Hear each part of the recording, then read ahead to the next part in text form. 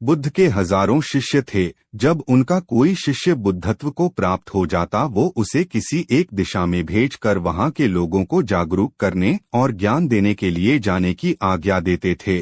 Buddha stories, कभी हार नहीं मानोगे।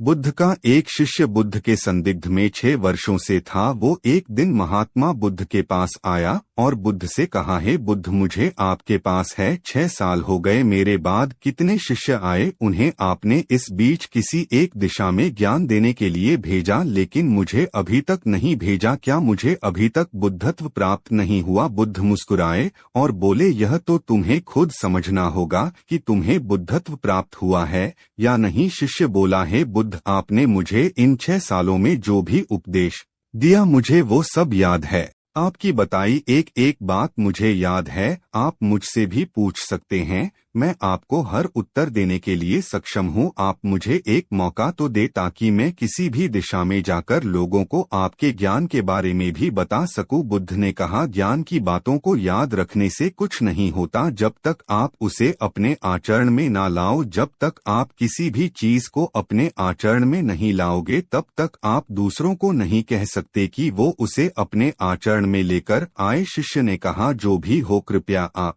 मुझे एक मौका दे, आप मुझ पर भरोसा रखें।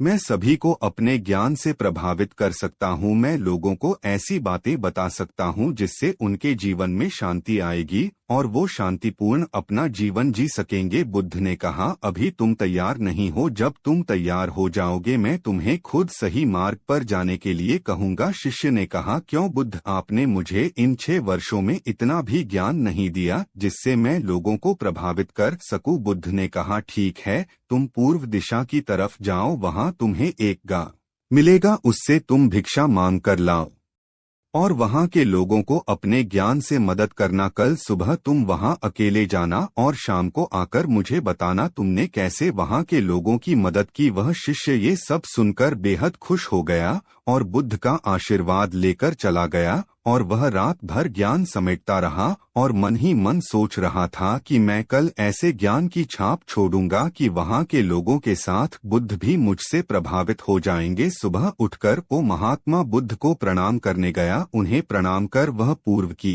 तरफ निकल गया। शाम को जब वह वापस आया तो बुद्ध ने देखा कि उस शिष्य के माथे पर चोट लगी है और खून बह रहा है। बुद्ध ने उसे पट्टी की और पूछा, तुम्हें यह चोट कैसे लगी?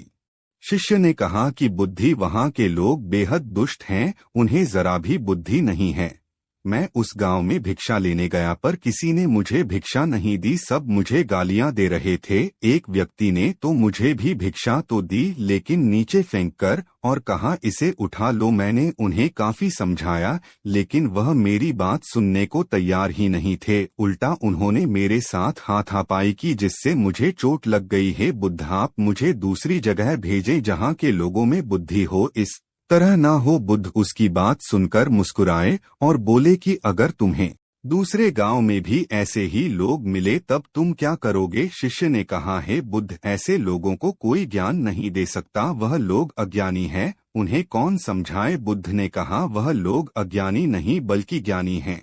उनके पास बहुत बुद्धि है परंतु उनके पास खुद का ज्ञान है। अब अगर तुम किसी दूसरे के ज्ञान को चोट पहुंचाओगे तो वह कुछ तो कहेंगे ही। तुम्हें ऐसे लोग हर जगह मिलेंगे, तब तुम अपना ज्ञान उन्हें कैसे दोगे? बुद्ध ने शिष्य को कहा कि आज तुम आराम करो, कल शाम को मेरे पास आना। शिष्य बुद्ध को प्रणाम करके चला गया। अगली शाम जब वह वापस बुद्ध के पास आया तब वहां एक और बुद्ध का शिष्य मौजूद था। उनके हाथ में चोट लगी हुई थी। बुद्ध ने उस शिष्य के हाथ पर चोट देख उस पर पट्टी की और उस शिष्य से पूछा कि तुम्हें यह चोट कैसे लगी?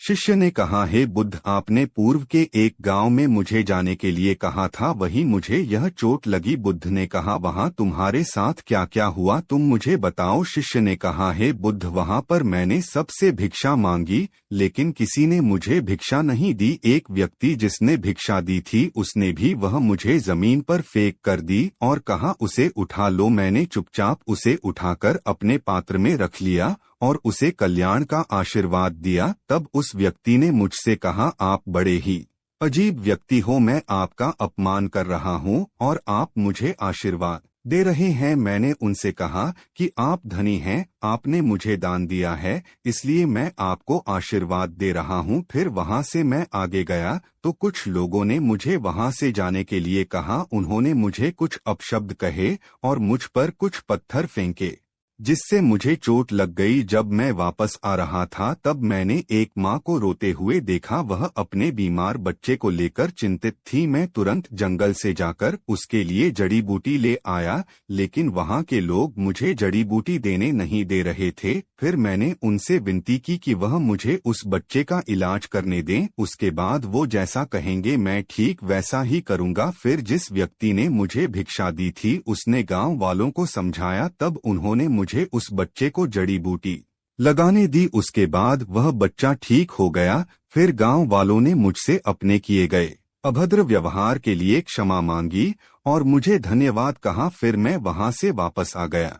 हे बुद्ध, आपसे एक विनती है। उस गांव के लोग बहुत भोले भाले और सीधे हैं। क्या मैं रोज उसी गांव में जाकर भिक्षा मांग सकता हूँ? ये सभी बात वो पहला शिष्य भी सुन रहा था। उसने यह सुनते ही बुद्ध के चरणों में गिरकर कहा कि हे बुद्ध, मैं समझ गया हूँ कि अभी मैं उस लायक नहीं हुआ कि दूसरों को ज्ञान दे सकूं। बुद्ध ने कहा, हमें बाहर वैसे ही लोग दिखाई देते हैं जैसे हम भीतर से होते हैं। जब तक हम स्वयं को नहीं बदलते तब तक हम किसी को भी नहीं बदल सकते। खुद में परिवर्तन करना बेहद जरूरी है। कोई भी बात बताने से पहले उसे आचरण में लाना बेहद जरूरी है, क्योंकि आचरण में लाई हुई चीज को बताना समझाना बहुत आसान होता है और उसे लोग बेहद आसानी से अच्छे से समझ पाते हैं। दोस्तों, आपने क्या सीखा इस पोस्ट से जरूर बताएं।